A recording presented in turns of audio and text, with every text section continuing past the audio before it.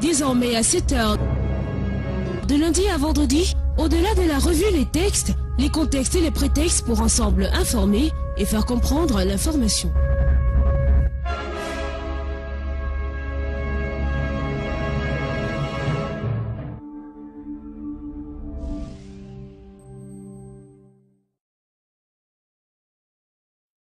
Voilà, nous sommes de retour sur le plateau après la publicité pour retrouver Jean-Jacques pour la revue de presse de ce matin. Mais déjà, on va dire bonjour à Madame Mbom Dorette, en service au Crasser, ici même à Yaoundé. Bonjour Madame et très bon début de semaine à vous.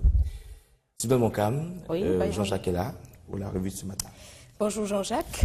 Bonjour Sylvain Moncam, merci de nous accueillir si gentiment ce matin. Bonjour P. Byron. Bonjour Jean-Jacques. Bonjour à nos amis auditeurs et téléspectateurs qui sont scotchés, comme on le dit tous les matins de lundi à vendredi à 7 h. Ouais. Voilà. Le week-end a été spécialement festif. Oui. Les festivités liées à la fête de l'unité nationale d'abord, et puis les prolongations hier, dans le cadre de la célébration de cette médaille accordée par le chef de l'État au président directeur général du groupe L'Anecdote, Jean-Pierre Mougou-Belinga, qui a été élevé à la dignité de chevalier de l'ordre de la valeur. Et c'est en léger décalé que cet événement a été célébré comme cela se doit hier ici à Yaoundé. Je crois que nous repartons fraîchement de cet endroit pour servir justement nos téléspectateurs. Et merci on vous a vu, merci d'avoir réservé pas de bonne danse énergie. hier, Jean-Jacques. Oui, c'était l'occasion de danser, de se lâcher. Hein, de se lâcher et de dire toute la joie. Aussi. Disons que hier, c'était particulier.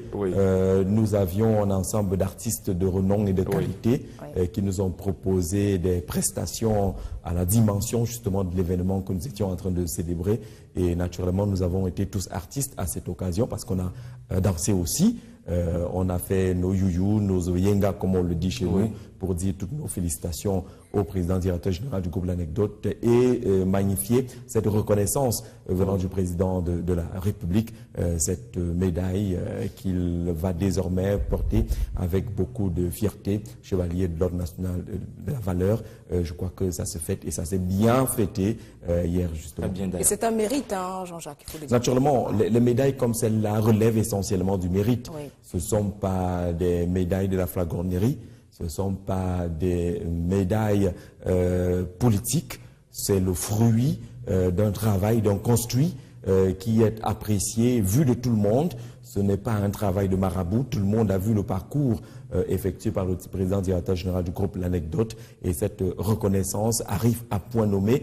Et je pense que, comme on le dit souvent avec notre célèbre slogan finalement qu'on a adopté ici, ce n'est pas fini parce qu'il y a beaucoup d'autres qui arrivent certainement compte tenu de la dimension des projets qui sont ceux nourris aujourd'hui par le PDG du groupe L'Anecdote. Je pense que naturellement au Cameroun et même ailleurs, vous vous souvenez justement qu'il est possible aujourd'hui qu'on retrouve également Jean-Pierre Mougou-Belinga parmi ceux qui recevront très bientôt des médailles, peut-être du côté de la République centrafricaine entre autres, parce que justement les actions qu'il pose n'ont pas tout simplement des limites nationales. Je crois qu'elles sont de portée africaine aujourd'hui, ces différentes actions, et qui mériteraient justement de recevoir ce genre de décoration à travers les pays africains. En tout cas, après la fête, on vous dit merci d'avoir réservé un peu de force pour nous ce matin. Et on va dire merci également et bonjour à tous les membres du gouvernement qui étaient de la fête d'hier, parce qu'ils étaient nombreux au domicile du président directeur général du groupe L'Anecdote. Et ce matin, avec la revue de presse, on va commencer par le quotidien L'Émergence, Jean-Jacques.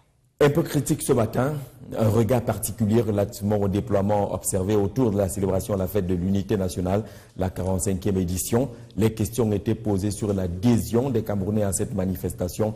Quel est le point qu'on peut faire aujourd'hui avec le quotidien Émergence qui parle justement d'une célébration du 20 mai en demi-teinte avec une ambiance assez marquée par l'appel au boycott dans quelques localités du pays, mais également le déploiement du Rassemblement démocratique du peuple camerounais, le RDPC, comme on peut le lire. Célébration du 20 mai en demi-teinte, c'est le grand titre choisi par le quotidien Émergence ce matin, qui se fonde par exemple sur cet appel au boycott lancé par le Social Democratic Front de SDF, qui n'a pas pris part aux festivités liées à cette célébration dans quelques villes ou sur l'ensemble du territoire national. Mais la particularité au-delà de Bamenda vient de Kribi, où le journal note justement que plus de 8 pour être 8 partis politiques étaient enregistrés. Seul un parti politique a pris part à ces festivités liées à la fête de l'unité nationale dans la cité balnéaire du côté de Kribi. Célébration de la fête de l'unité nationale. L'essentiel du Cameroun n'a pas un même regard que celui du quotidien L'Émergence ce matin. Pour l'essentiel du Cameroun, il est clair aujourd'hui que si on fait une sorte de pourcentage entre Paul Biya qui prône l'unité du Cameroun, c'est pratiquement 99,99% de mobilisation autour de la célébration du 20 mai. Ni John Frunzi, qui est à la tête du front du boycott, c'est pratiquement 0,01% selon les chiffres proposés justement par l'essentiel du Cameroun, qui aura fait le tour et qui aura constaté justement que c'était une forte mobilisation autour de ce Cameroun uni tel que prôné par le président de la République. Le Cameroun, l'essentiel du Cameroun allie pratiquement deux camps, celui de l'unité et le front du boycott qui aura lamentablement échoué si on s'en tient justement à la mobilisation à travers les photographies proposées déjà dès la une de l'essentiel du Cameroun ce matin, mais également les reportages qui sont effectués dans plusieurs localités telles que le propose justement le journal. Le Guardian Post constate également que la célébration a eu lieu dans le nord-ouest et le sud-ouest après tout ce qu'on a noté faisant état de quelques appels au boycott. Mais le journal note par exemple que même dans les villes les plus frondeuses, notamment la localité de Kumbo, de ce côté-là, même si l'appel au boycott du SDF était relayé, mais le journal observe justement que c'est plutôt le groupe de musique mis en place par la communauté, la commune, qui est dirigé par le Social Democratic Front, qui a animé de bout en bout la parade du 20 mai du côté de Kumbo. Et donc, le journal parle justement de cette participation dans le nord-ouest et le sud-ouest aux festivités liées à la célébration de la fête de l'unité nationale. C'est le grand titre choisi par le Guardian Post ce matin. Mutation nous indique également que les maires du SDF ont finalement défilé du côté de Bamenda. L'appel au boycott n'a pas amené les maires à pratiquer la politique de la chaise vide. Ils étaient bel et bien présents à ces différentes festivités. D'ailleurs, la photo proposée par Mutation dans les pages internes ce matin indique justement et démontre que ces maires, qui sont pour la plupart issus du Social Democratic Front, ont bel et bien pris part à ces différentes festivités. Et ils ont boycotté l'appel au boycott lancé par Nizon Frunzi et le Social Democratic Front. 2 mai SDF défie Nizon Frunzi, c'est le titre d'ailleurs choisi par Mutation ce matin, qui fait également le point de la participation des Camerounais à ces festivités liées à la fête de l'unité nationale, avant de constater, pour le déplorer justement à partir de la grande une, cet incendie criminel enregistré du côté de Bamenda. Le centre de promotion de la femme et de la famille a finalement été incendié à la veille de la célébration de la fête de l'unité nationale par des vandales. Le dit clairement Mutation ce matin, ces vandales qui en voulaient à ce centre de promotion de la femme et de la famille pour n'avoir pas jusque-là respecté les appels au boycott et au mot d'ordre de grève ou de ville morte lancés par ces vandales dans le nord-ouest et qui auraient incendié justement ce centre de promotion de la femme et de la famille, tel que le dit justement Mutation à sa grande une. Mutation parle justement de l'assainissement du secteur de l'éducation avec le travail désormais élaboré par le ministre Jean-Ernest Ngalé-Bibé, Masséna des enseignements secondaires, où 15 promoteurs de collèges sont devant la barre. Ils sont convoqués par le ministère et devront dès demain justifier l'usage de l'aide perçue de 2014 et 2016. On parle justement des 5 promoteurs de collèges privés des régions du centre. 4 littoraux, 6 pour le littoral, 3 pour la région de l'Est et 2 pour la région de l'Ouest.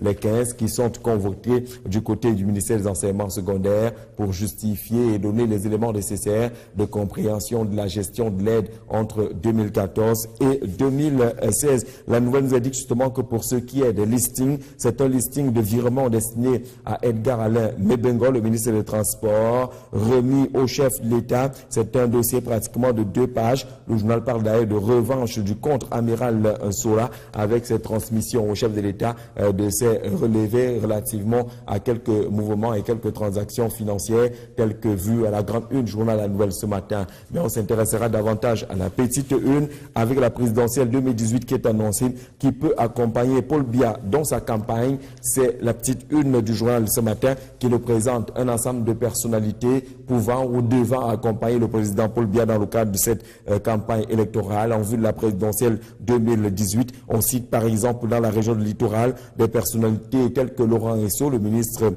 d'État, ministre de la Justice, garde des Sceaux, infidèle des fidèles du président de la République. On cite également Narcisse Moilet Combi parmi celles des personnalités issues de la région du littoral appelées à accompagner le chef de l'État, y compris Gaston Komba, mais également le jeune Mbela, le ministre des Relations extérieures. Dans le Grand Sud, on le voit bien, Martin Belinga Eboutou, Louis-Paul Motazé, Martin Oyono, le député de l'Océan, cité parmi ces personnalités-là qui pourraient être appelées à accompagner le chef de l'État dans la campagne électorale 2018 en vue de la présidentielle. Le journal fait le tour de toutes les régions du Cameroun pour noter et citer ces personnalités-là qui pourraient être les hommes clés du chef de l'État sur le terrain. Aboubakari Abdoulaye dans le nord, Aminatou Aïdjo bien évidemment, Issa Tiroma Bakari, cité par notre confrère ce matin, Baba Amadou dans la Damawa, Zakari Yiman également dans la Damawa. On citera également dans le nord-ouest Philémon Yan, le premier ministre Simon Achidi Achou, et bien entendu dans le soleil levant, on retrouve des personnalités telles que Michel Ange Anguine, le ministre de la fonction publique et la réforme administrative, Benjamin Amama, l'ancien ministre qui est le chef de la délégation permanente départementale du RDPC dans le Oyon, Cyrus Ngol, actuel directeur général du port autonome de Douala, parmi ces personnalités-là pouvant ou devant accompagner le chef de l'État dans la présidentielle 2018. La liste est à lire dans les colonnes de la Nouvelle ce matin, mais la première de l'info nous indique ce matin qu'il y a également des réflexions autour de la succession de Philémon Yan du côté de la primature. Cette personnalité anglophone consultée à cet effet. Quelles sont ces 7 personnalités? Le journal présente déjà quelques photographies de celles des personnalités qui auraient été consultées en vue de la succession de Philémon Yan du côté de la primature. Ce sont les probables successeurs de Philémon Yan, tous anglophones selon notre confrère ce matin. Quelques traits de caractère en guise de portrait également proposés concernant les 7 personnalités consultées selon la primeur de l'info. L'opinion nous parle également des hommes du président, ceux-là qui se recrutent au sein du noyau familial, mais également du noyau politique du chef de l'État, considérés justement comme des soutiens forts et des hommes du président. On notera la présence sur cette liste présentée par le journal L'Opinion ce matin de la première dame Chantal Biya, du fils du président également Franck Biya, mais également des personnalités telles que Martin Belinga Eboutou, fidèle des fidèles et homme du président, selon L'Opinion ce matin. Le même journal, au-delà des hommes du président, affiche également le gouvernement que Paul Biya prépare en secret, avec le jeu, les noms de quelques personnalités entrantes ou sortantes dans le cadre justement de cette préparation selon le journal du gouvernement, tel que cela se passerait en secret aujourd'hui par le président de la République du Cameroun, le président Paul Biya. La voix des décideurs, pour sa part, nous parle également des hommes, notamment le ministre de l'Enseignement supérieur, mais également le recteur de l'université de Ngaoundéré, qui serait dans de sales draps selon notre confrère. L'épervier serait aux trousses de ces personnalités. La voix des décideurs nous présente également une autre personnalité issue des rangs du Rassemblement démocratique du peuple camerounais. On le voit, les populations de la localité d'Abomban qui ont décidé d'évaluer leur maire, Charmant Oyal, à la tête de cette institution. Il le dit lui-même, monsieur le maire, la ville d'Abomban est en plein chantier. Les populations s'approprient tous les projets qui sont mis en place par la municipalité. D'ailleurs, le journal propose quelques actions fortes venant de l'élu municipal du côté d'Abomban, construction de 10 adductions d'eau potable, création et entretien du bitumage des routes, acquisition d'une forêt communautaire de 34 000 hectares, lotissement de plus de 256 hectares, élaboration d'un plan d'urbanisation, renforcement de l'éclairage public, construction d'un centre zootechnique à Abomban, construction d'un nouveau marché, construction de la gare routière, entre autres réalisations, y compris la poursuite du chantier de construction d'un hôtel de ville à hauteur de 280 millions de francs CFA. Les populations s'expriment en évaluant leur maire, le maire d'Abomban, dans les colonnes de la voix des décideurs. Parlons économie avec ces inquiétudes autour de la dette publique du Cameroun qui est en augmentation selon le bi-hebdomadaire L'Anecdote ce matin qui consacre justement sa grande une aux chiffres et les chiffres qui parlent. Le rapport est de l'agence américaine de notation Standard & Poor's qui indique justement qu'il y a des problèmes avec la dette publique du Cameroun qui est en nette augmentation selon la lecture proposée justement par L'Anecdote ce matin. Sur quoi se fondent justement ces différents rapports, quelles sont les différentes caractéristiques de la dette camerounaise face à ce que rappelle d'ailleurs L'Anecdote ce matin, les inquiétudes des institutions de Bretton Woods. Le journal nous apprend par exemple que l'accroissement de l'endettement du pays est tel qu'il devrait atteindre 38% du PIB en 2019. La cote d'alerte, selon notre confrère, le Fonds monétaire international n'a de cesse de s'inquiéter du rythme d'endettement du Cameroun depuis au moins 3 ans, notamment la cause de la part importante justement de la dette non concessionnelle. L'accroissement de l'endettement du pays est tel, on l'a dit, qu'il pourrait atteindre les 38% du PIB en 2019. Comment faire ? Comment gérer, comment se gère cette dette au Cameroun, c'est-à-dire avec le bi-hebdomadaire L'Anecdote qui est dans les kiosques ce matin. Et le rendez-vous traditionnel de L'Anecdote, c'est naturellement le supplément qui est aux couleurs des sports ce lundi, notamment avec la difficile équation au Cameroun, celle du financement des sports, véritable casse-tête avec l'absence des sponsors engagés, avec naturellement cette recherche qui n'est pas fondamentalement fructueuse, la recherche des différents sponsors, comment le Cameroun vit ces difficiles moments en matière de sport et cette équation qui appelle à être réglée dans notre pays. La situation est au centre des préoccupations depuis plusieurs années avec comme conséquence, dit L'Anecdote de ce matin, la disparition de certaines fédérations sportives. On dit justement que les modes de financement du côté des sports, quels sont les plus utilisés parmi les modes de financement. Les questions également sur la gestion financière des fédérations est soulevée par notre confrère ce matin. Que faut-il faire ?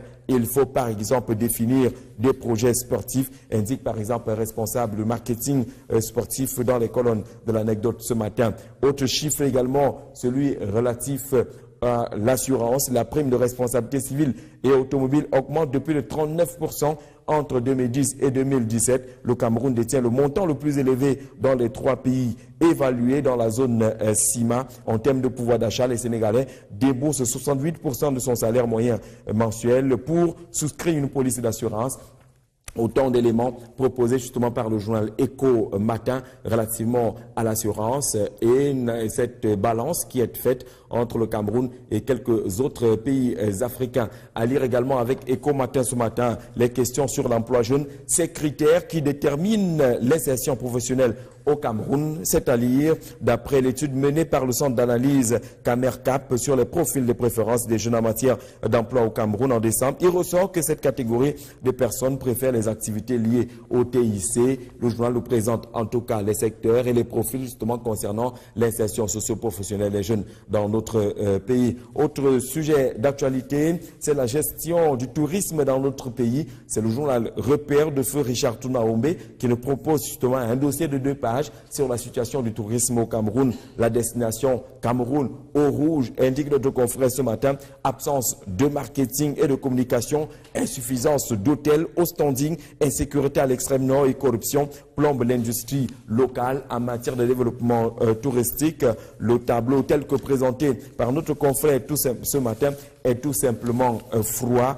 Les bénéfices ne sont pas ceux escomptés malgré les avantages qu'affiche notre pays en termes d'opportunités et de potentialités touristiques. Ce n'est pas encore l'embellie. Les questions sont nombreuses autour du développement du tourisme dans notre pays. L'industrie du tourisme se porte plutôt mal. Le Cameroun occupe par exemple le 126e rang sur 136 pays selon le classement mondial de compétitivité publié le 6 avril 2017 par le Forum économique mondial. Dans le présent dossier, Repère essaye d'apporter des éléments de compréhension de cette performance enregistrée par un État qui recèle pourtant d'énormes atouts dans les 10 régions. C'est à lire absolument dans les colonnes de repères ce matin. Paysans Élite parle également de chiffres, cette fois-ci avec le financement de la Banque islamique de développement au Cameroun, près de 173 milliards de francs CFA pour le secteur agricole. 2 pages également de dossiers sur les investissements de la BID dans d'autres pays, la Banque islamique de développement pour le développement justement du secteur agro-pastoral, 173 milliards de francs CFA pour le secteur agricole, affiche Paysans Élite en sa grande une ce matin. Les questions de santé avec parole à l'honorable Dr Kaou Bakari Dibrila. La situation sanitaire à l'extrême nord préoccupe. Cette région, selon notre confrère d'Éco-Santé, est sujette à des catastrophes naturelles et par conséquent à une insécurité alimentaire qui plane en permanence, les épidémies de choléra, de méningite, de fièvre jaune et bien d'autres. Le tableau est affiché par Éco-Santé ce matin sur l'état de santé justement dans le septentrion, notamment la situation sanitaire de l'extrême nord qui serait de grande préoccupation selon les propos de l'honorable Dr Kaou Bakari Dibrila dans les colonnes d'Éco-Santé ce matin. Le soir, nous parle d'affaires foncières avec naturellement ces menaces d'explosion d'une révolte sanglante. Ce que le journal dit par exemple concernant un litige foncier du côté de Soa, c'est à lire absolument dans les colonnes justement du journal Le Soir dans les kiosques ce matin. Le Soir nous apprend également que du côté d'Orange Cameroun, on annonce un mouvement de licenciement, dit-on, massif et même abusif de ce côté-là, même si le journal reste sur la forme interrogative. Défis actuels et les défis de la douane camerounaise, les Coréens font la guerre au logiciel Sidonia, indique notre confrère ce matin, en affichant la grande une sur la situation douanière dans notre pays. Mais vous verrez également, le journal s'intéresse particulièrement au secteur sucrier. Faut-il être inquiet aujourd'hui relativement au Ramadan qui est annoncé? Réponse du ministre du Comex, Luc Magloire Mbarga Atongana, qui le dit, le sucre est disponible en quantité suffisante dans notre pays. Financier d'Afrique, 5 stratégies pour aider les jeunes dans l'économie numérique concernant le secteur de TIC. Selon la Banque mondiale, il faut s'inscrire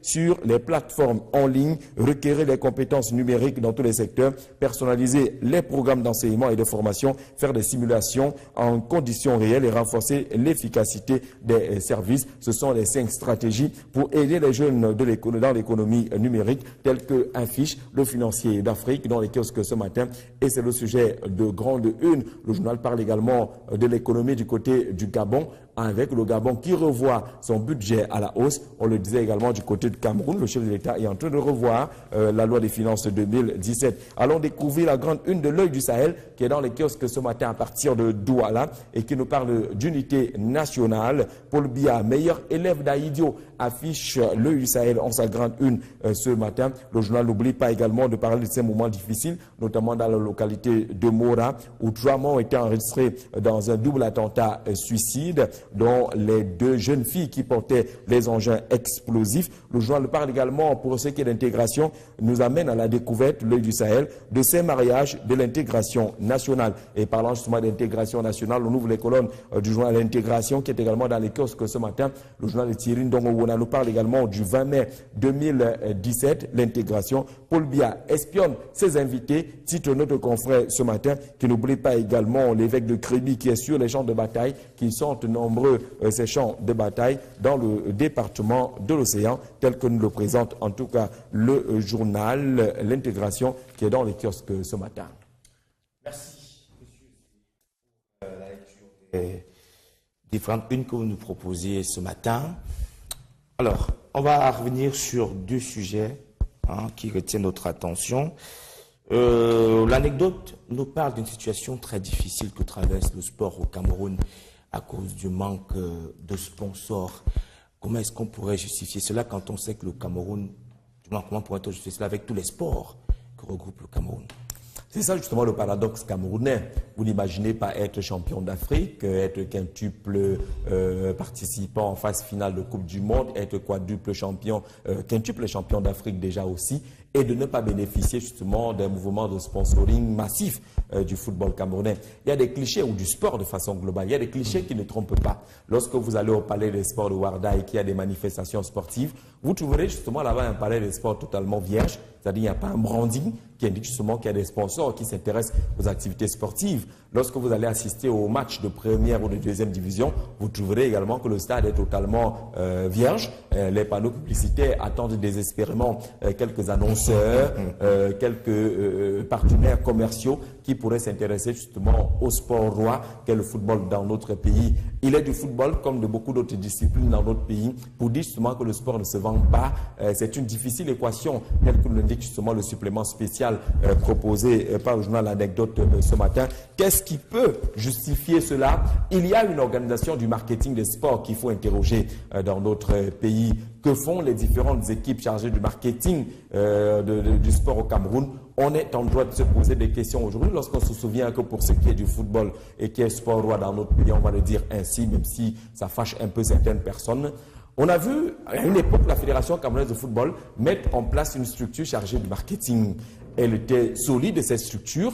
À l'intérieur, on retrouvait des hommes tels que Ferdinand Nana Payon, qui avait fini par démissionner, justement parce qu'il avait observé qu'une chose était de créer cette commission et ces responsabilités-là. Une autre chose était le manque de respect qu'affichaient justement les responsables fédéraux vis-à-vis justement de cette équipe de marketing qui était chargée justement de placer sur le marché public et international le sport roi dans notre pays. Ça n'a pas changé. Vous vous souvenez justement que la fédération à une certaine époque avait pensé créer pratiquement des boutiques pour vendre les gadgets et autres l'équipe nationale du Cameroun. Ce n'est pas fait jusqu'à présent. Cela fait un peu plus d'une décennie qu'on a parlé justement de ce projet de commercialisation. On va mettre tout cela entre guillemets de l'image de marque de l'équipe nationale du Cameroun. Pourquoi le spectacle, le sport ne se vend pas dans notre pays? Tout est dans la structuration. Vous avez un football qui est désorganisé déjà à partir des clubs qui ont de la peine à devenir des entreprises telles que souhaitées par les textes en vigueur aujourd'hui.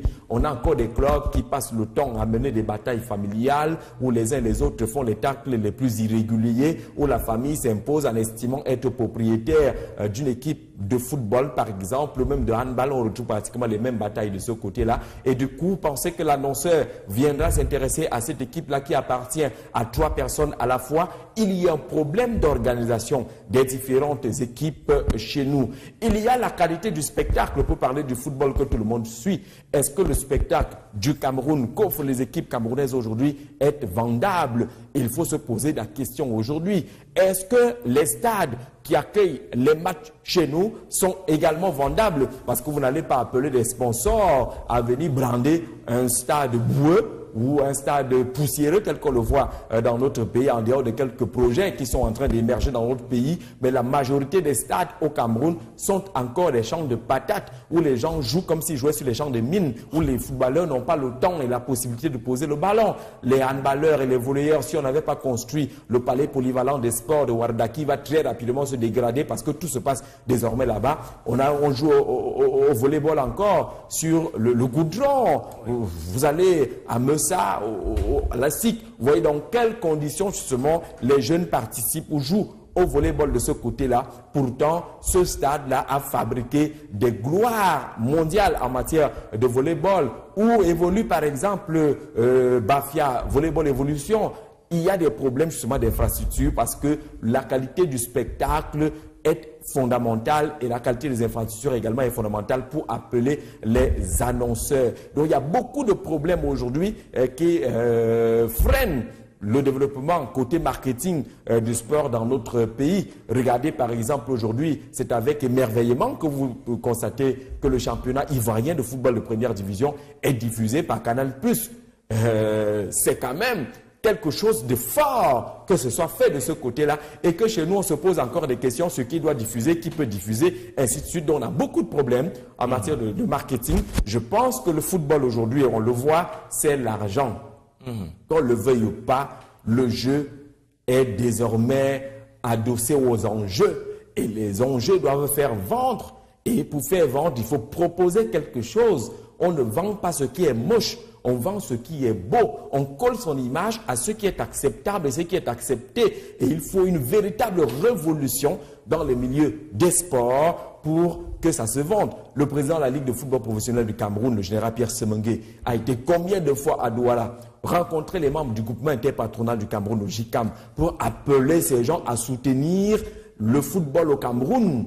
Il n'y a que MTN jusqu'à présent qui est revenu pour accompagner le football. Après avoir quitté le sponsoring du football en 2013, MTN est revenu. C'est déjà bien de donner 1 milliard chaque année sur 3 ans, mais 1 milliard, ça ne suffit pas pour développer justement ces activités sportives. Ça ne permet même pas à la Ligue de football professionnel du Cameroun de rentrer justement dans ses prévisions. Ce n'est pas possible. On doit arriver au stade Amadou Aïd aujourd'hui qui est désormais beau. On doit arriver au stade militaire et de voir que les panneaux sont discutés, qu'on revoit les entreprises qui se disent citoyennes lorsqu'elles vont offrir 2 tôles dans quelques écoles, mais que ces entreprises-là accompagnent également le football. Nos stades doivent être brandés. Si on a trouvé MTN, qu'on trouve également telle autre structure, regardez un match de football au Cameroun, vous voyez comment le stade est vierge. On a l'impression que c'est un sponsor. C'est de cela qu'il s'agit. On doit voir autour de ce stade des panneaux qui annoncent telle structure, tel produit, ainsi de suite. Vous voyez dans quelles conditions on joue. Et c'est les chefs qui applaudissent. Division.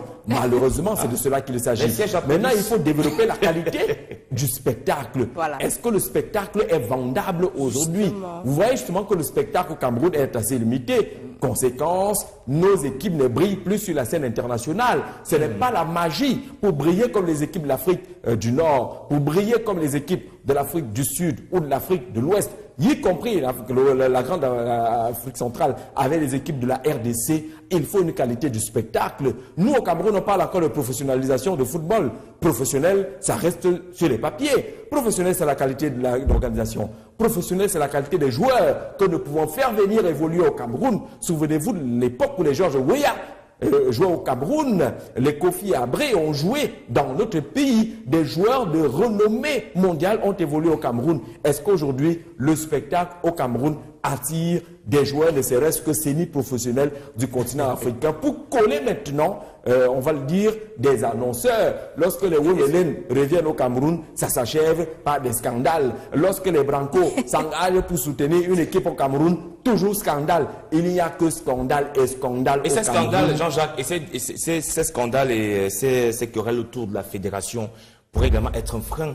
Mais c'est de tout cela qu'il s'agit lorsqu'on parle d'organisation. Ouais. Lorsque vous avez une fédération qui est mise entre parenthèses et que les banques ne permettent même pas au président de la fédération de signer des comptes et que l'affaire est au tribunal sur le plan national et international tous les jours, vous pensez que quelqu'un va venir y acheter un spectacle qui se joue plus au tribunal que dans les stades? Il y a un problème. Et là, ce problème nous interroge, nous tous, nous questionne de tous Camerounais. Que voulons-vous finalement?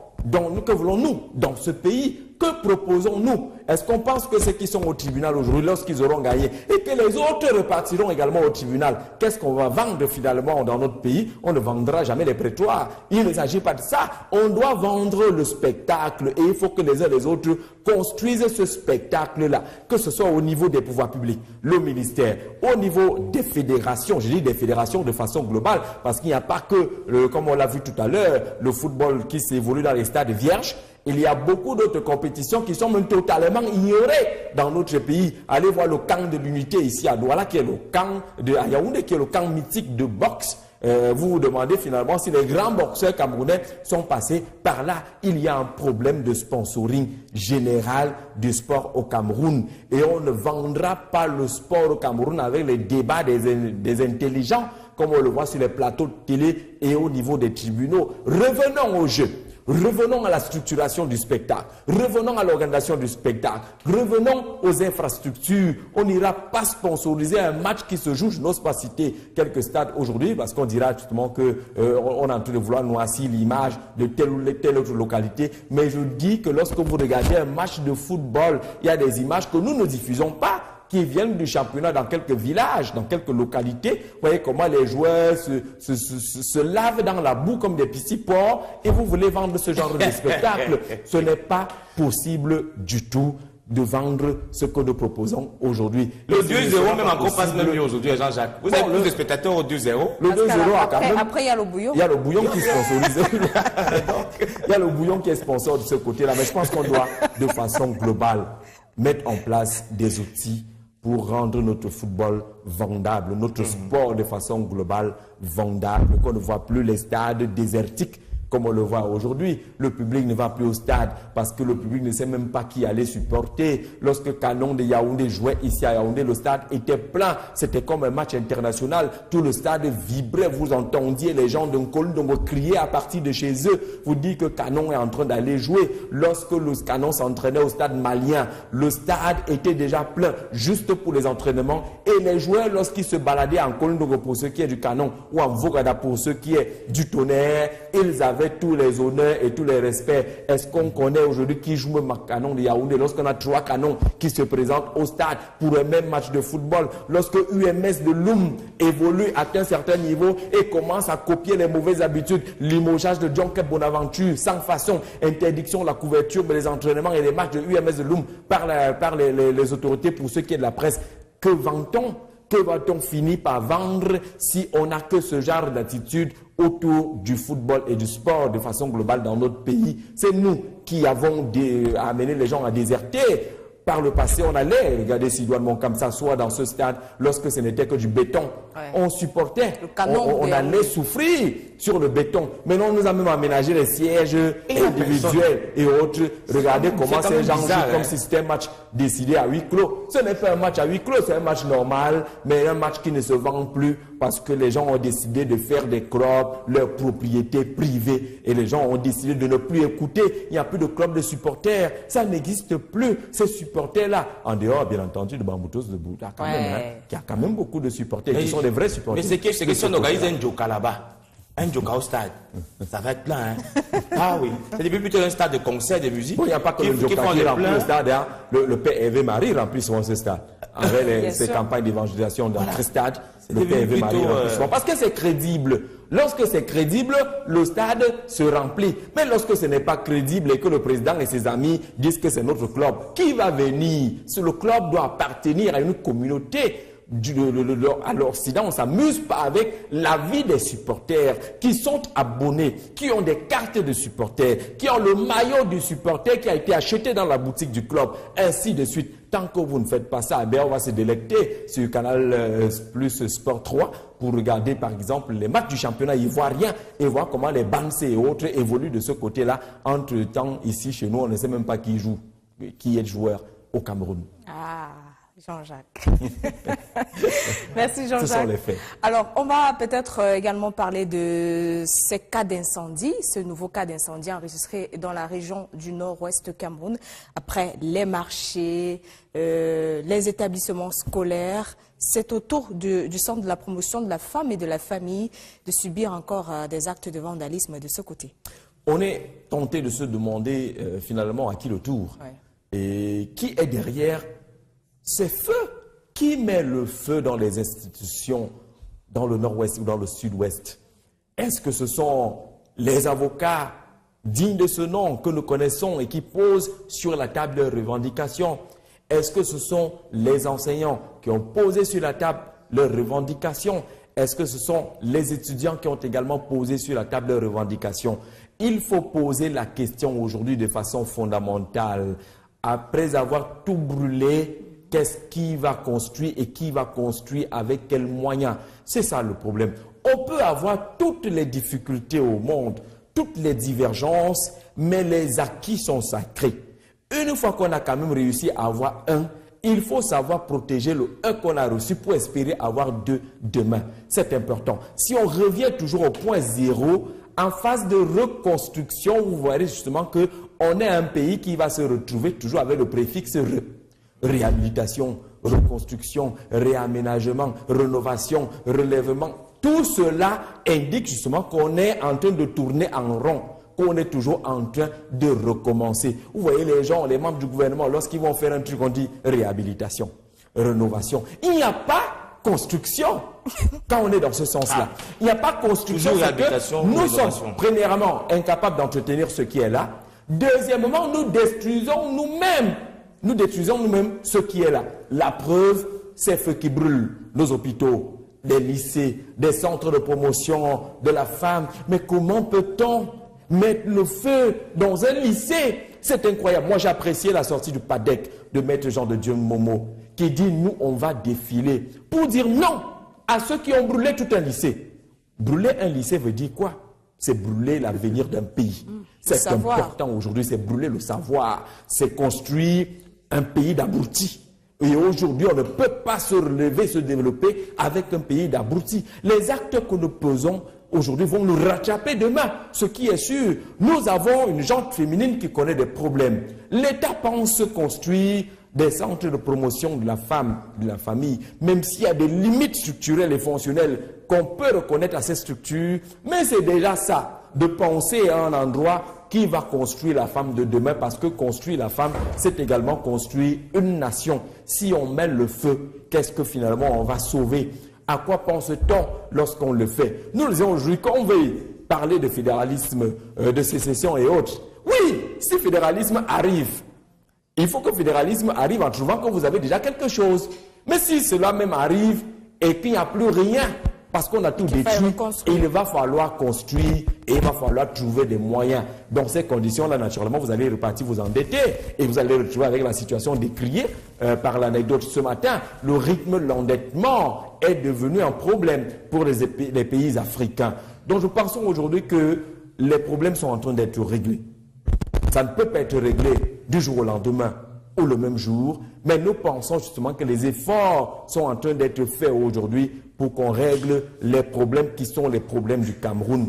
On l'a souvent dit, la crise anglophone a mis à nu les problèmes du Cameroun tout entier. Et je pense qu'on est dans une phase aujourd'hui, malheureusement il faut le dire, de réconciliation, de rectification. Vous voyez qu'il y a toujours le préfixe. Il faut qu'on rectifie ce qui n'a pas été bien fait. Et pour le faire, on fait comme on fait chez nous. Lorsqu'il y a la dot, on prend d'abord et on dit il manque ceci. Donc prenez d'abord ce qui est là, protégeons ce qui est là et demandons ce qu'on peut encore demander demain. C'est quand même dommage que les images que nous avons au quotidien parlent justement de feu. La politique de la destruction aujourd'hui ne peut pas construire, quelle que soit la vision politique qu'on a, quelles que soient les ambitions qu'on peut avoir, on ne réussira pas à construire sur des cendres.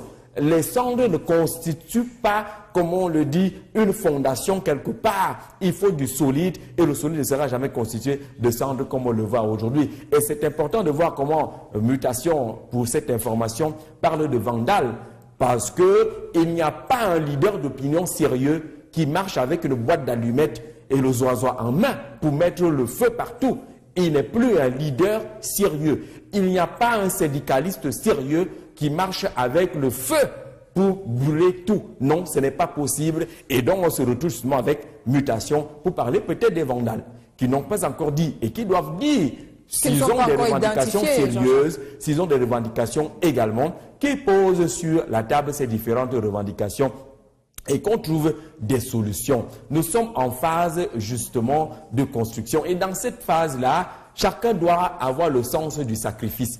Les pouvoirs publics doivent avoir le sens du sacrifice. Ne pas toujours se considérer, se comporter comme Hercule, comme Black le Roc, quelqu'un qui ne perd jamais. Non, à un moment donné, il faut savoir tendre la main ou tendre le pied. Les autres également doivent avoir la même attitude, aboutir à ce qu'on peut considérer comme un consensus. Dans un consensus, c'est qu'il n'y a pas quelqu'un qui a eu 10 sur 10. Mais on a fait un ensemble et on a trouvé ce qui peut satisfaire, peut-être pas absolument, mais déjà relativement, ce qui peut satisfaire tout le monde et ce qui peut permettre d'évoluer en sauvant et en protégeant les acquis. Ça, c'est fondamental. Merci Jean-Jacques pour ces différents commentaires. Demain, on reviendra certainement sur la situation sanitaire qui est très préoccupante du côté de l'extrême nord. On n'a plus le temps pour aborder le sujet, mais demain, on reviendra sur cette question. Alors, on va vous souhaiter, avant de partir, vous avez dit bonjour à... Non, je voulais vous laisser un album photo. D'accord, oui, allons-y. C'est un album photo. Oui. Est-ce qu'on peut avoir une image sur l'album photo avec Django? De très belles photos, hein. De très belles photos. Oui. Alors, tu commentes un tout petit peu ces photos. On va les commenter ensemble. Voilà, c'est sûr. Surtout Sylvain. Voilà. Ah oui. Qui est mieux placé. Qui est mieux placé. Qu'est-ce qu'on a à Django? Django, il faut faire un zoom. Il faut faire un zoom. Il faut approcher l'image. Voilà. Qu'est-ce qu'on a? Bah, on a la remise de la médaille au président directeur général du groupe L'Anecdote, bien sûr, qui a été fait chevalier de l'ordre de la valeur. C'était donc le 20 mai dernier à l'esplanade de la communauté urbaine, l'hôtel de ville de Yaoundé. Voilà, on le voit bien au côté du préfet du Fundi. On voit naturellement les photos de famille, famille nucléaire, on va le dire ainsi, famille professionnelle également. C'était un grand moment de joie à l'esplanade de l'hôtel de ville de Yaoundé le 20 mai dernier. Et naturellement, cette poitrine décorée.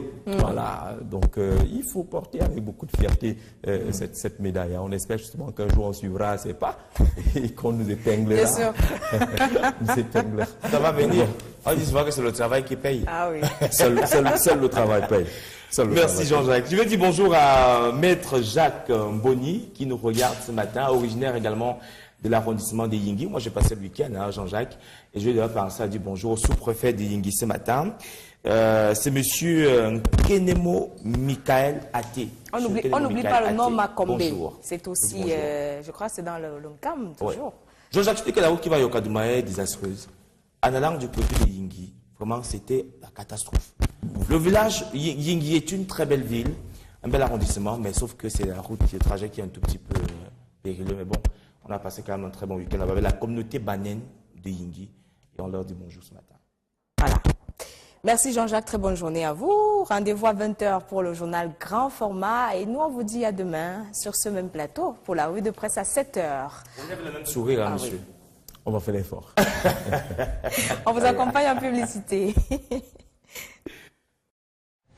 Boycott, c'est pratiquement 0,01% selon les chiffres proposés justement par l'essentiel du Cameroun qui aura fait le tour et qui aura constaté justement que c'était une forte mobilisation autour de ce Cameroun uni tel que prôné par le président de la République. Le Cameroun, l'essentiel du Cameroun allie pratiquement deux camps, celui de l'unité et le front du boycott qui aura lamentablement échoué si on s'en tient justement à la mobilisation à travers les photographies proposées déjà dès la une de l'essentiel du Cameroun ce matin, mais également les reportages qui sont effectués dans plusieurs localités, tels que le propose justement le journal. Le Guardian Post constate également que la célébration a eu lieu dans le nord-ouest et le sud-ouest, après tout ce qu'on a noté faisant état de quelques appels au boycott. Mais le journal note par exemple que même dans les villes les plus frondeuses, notamment la localité de Kumbo, de ce côté-là, même si l'appel au boycott du SDF était relayé, mais le journal observe justement que c'est plutôt le groupe de musique mis en place par la commune, qui est dirigée par le Social Democratic Front, qui a animé de bout en bout la parade du 20 mai du côté de Kumbo. Et donc, le journal parle justement de cette participation dans le nord-ouest et le sud-ouest aux festivités liées à la célébration de la fête de l'unité nationale. C'est le grand titre choisi par le Guardian Post ce matin. Mutation nous indique également que les maires du SDF ont finalement défilé du côté de Bamenda. L'appel au boycott n'a pas amené les maires à pratiquer la politique de la chaise vide. Ils étaient bel et bien présents à ces différentes festivités. D'ailleurs, la photo proposée par Mutation dans les pages internes ce matin indique justement et démontre que ces maires, qui sont pour la plupart issus du Social Democratic Front, ont bel et bien préparé à ces différentes festivités. Et ils ont boycotté l'appel au boycott lancé par Nizon Frundi et le Social Democratic Front. 2 mai SDF défie Nizon Frundi. C'est le titre d'ailleurs choisi par Mutation ce matin, qui fait également le point de la participation des Camerounais à ces festivités liées à la fête de l'unité nationale, avant de constater, pour le déplorer justement à partir de la grande une,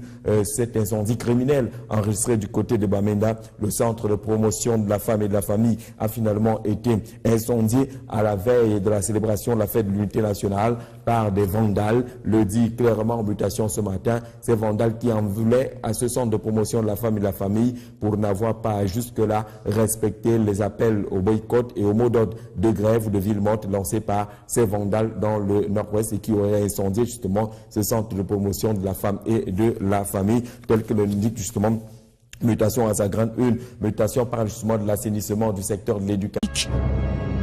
Désormais à 7h, de lundi à vendredi, au-delà de la revue Les Textes, les contextes et les prétextes pour ensemble informer et faire comprendre l'information.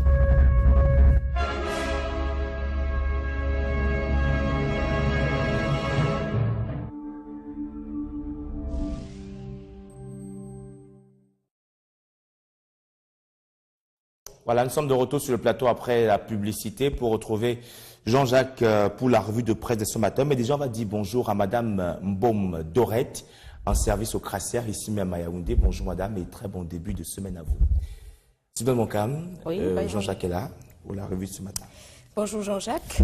Bonjour Sylvain Moncam, merci de nous accueillir si gentiment ce matin. Bonjour Byron. Bonjour Jean-Jacques. Bonjour à nos amis auditeurs et téléspectateurs qui sont scottiers, comme on le dit tous les matins de lundi à vendredi à 7h. Ouais. Voilà. Le week-end a été spécialement festif. Oui. Les festivités liées à la fête de l'unité nationale d'abord, et puis les prolongations hier, dans le cadre de la célébration de cette médaille accordée par le chef de l'État au président directeur général du groupe L'Anecdote, Jean-Pierre Mougou-Belinga, qui a été élevé à la dignité de chevalier de l'ordre de la valeur. Et c'est en léger décalé que cet événement a été célébré comme cela se doit hier ici à Yaoundé. Je crois que nous repartons fraîchement de cet endroit pour servir justement nos téléspectateurs. Et on vous a vu merci d'avoir réservé pas de bonne danse énergie. hier, Jean-Jacques. Oui, c'était l'occasion de danser, de dire de se lâcher. Hein, de se lâcher et de Le dire toute la joie. Menjang aussi. Disons que hier, c'était particulier. Oui. Nous avions un ensemble d'artistes de renom et de qualité qui nous ont proposé des prestations à la dimension justement de l'événement que nous étions en train de célébrer. Et naturellement, nous avons été tous artistes à cette occasion parce qu'on a dansé aussi.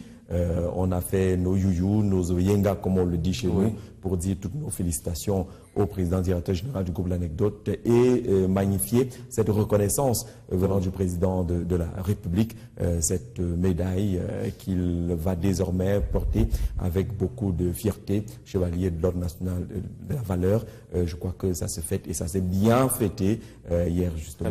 Et c'est un mérite, hein, Jean-Jacques, il faut le dire. Naturellement, les médailles comme celle-là relèvent essentiellement du mérite. Ce ne sont pas des médailles de la flagornerie, ce ne sont pas des médailles politiques, c'est le fruit d'un travail, d'un construit qui est appréciation avec le travail désormais élaboré par le ministre Jean-Ernest Ngalé-Bibert, Masséna des enseignements secondaires, où 15 promoteurs de collèges sont devant la barre. Ils sont convoqués par le MINICEP et devront dès demain justifier l'usage de l'aide perçue de 2014 et 2016. On parle justement des 5 promoteurs de collèges privés des régions du centre, 4 littoraux, 6 pour le littoral, 3 pour la région de l'Est et 2 pour la région de l'Ouest.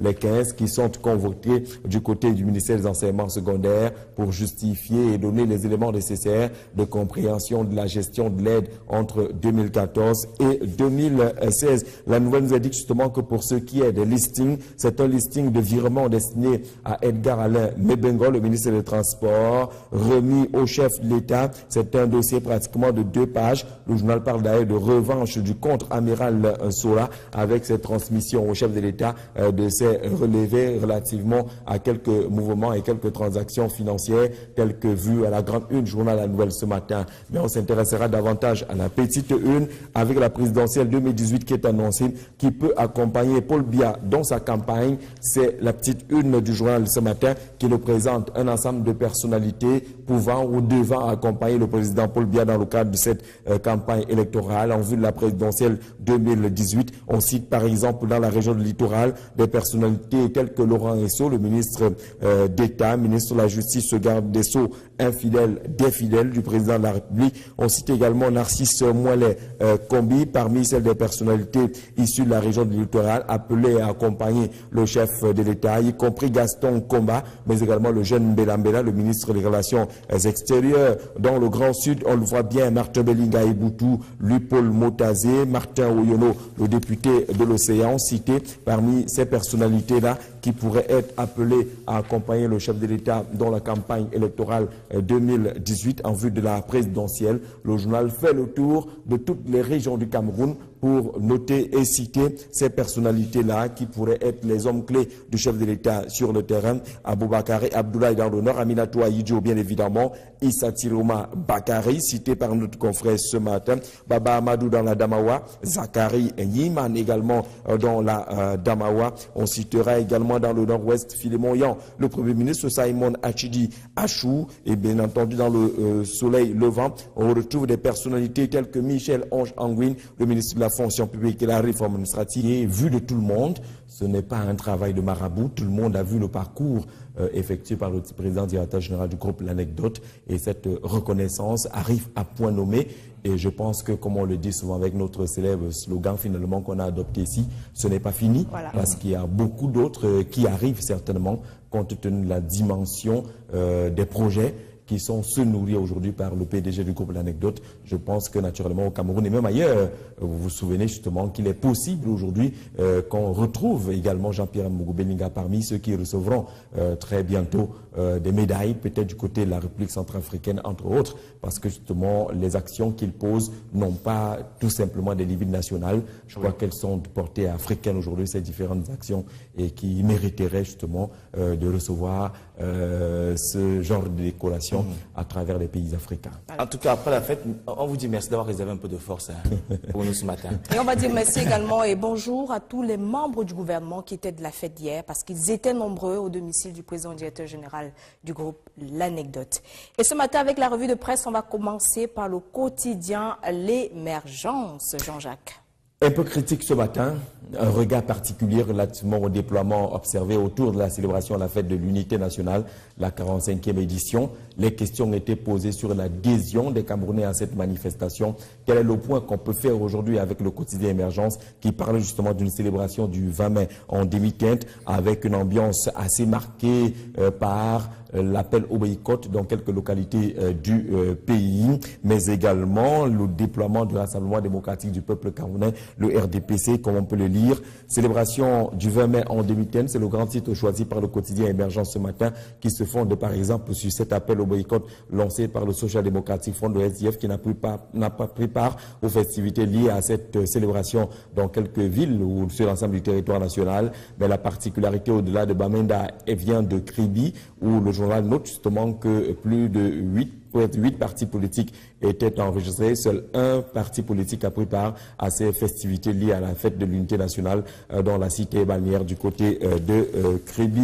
Célébration de la fête de l'unité nationale. L'essentiel du Cameroun n'a pas un même regard que celui du quotidien L'Émergence ce matin. Pour l'essentiel du Cameroun, il est clair aujourd'hui que si on fait une sorte de pourcentage entre Paul Biya qui prône l'unité du Cameroun, c'est pratiquement 99,99% de mobilisation autour de la célébration du 20 mai. Ni John Frunzi, qui est à la tête du Front du Bolivie, Benjamin Amama, l'ancien ministre, qui est le chef de la délégation permanente départementale du RDPC dans le Oyon, Cyrus Ngol, actuel directeur général du port autonome de Douala, parmi ces personnalités-là pouvant ou devant accompagner le chef de l'État dans la présidentielle 2018. La liste est à lire dans les colonnes de La Nouvelle ce matin. Mais la première de l'info nous indique ce matin qu'il y a également des réflexions autour de la succession de Philémon Yang du côté de la primature. 7 personnalités anglophones consultées à cet effet. Quelles sont ces 7 personnalités? Le journal présente déjà quelques photographies de celles des personnalités qui auraient été consultées en vue de la succession de Philémon Yang du côté de la primature. Ce sont les probables successeurs de Philémon Yang, tous anglophones selon notre confrère ce matin. Quelques traits de caractère en guise de portrait également proposés concernant les 7 personnalités consultées selon la primeur de l'info. L'opinion nous parle également des hommes du président, ceux-là qui se recrutent au sein du noyau familial, mais également du noyau politique du chef de l'État, considérés justement comme des soutiens forts et des hommes du président. On notera la présence sur cette liste présentée par le journal L'Opinion ce matin de la première dame Chantal Biya, du fils du président également Franck Biya, mais également des personnalités telles que Martin Belinga Eboutou, fidèle des fidèles et homme du président, selon L'Opinion ce matin. Le même journal, au-delà des hommes du président, affiche également le gouvernement que Paul Biya prépare en secret,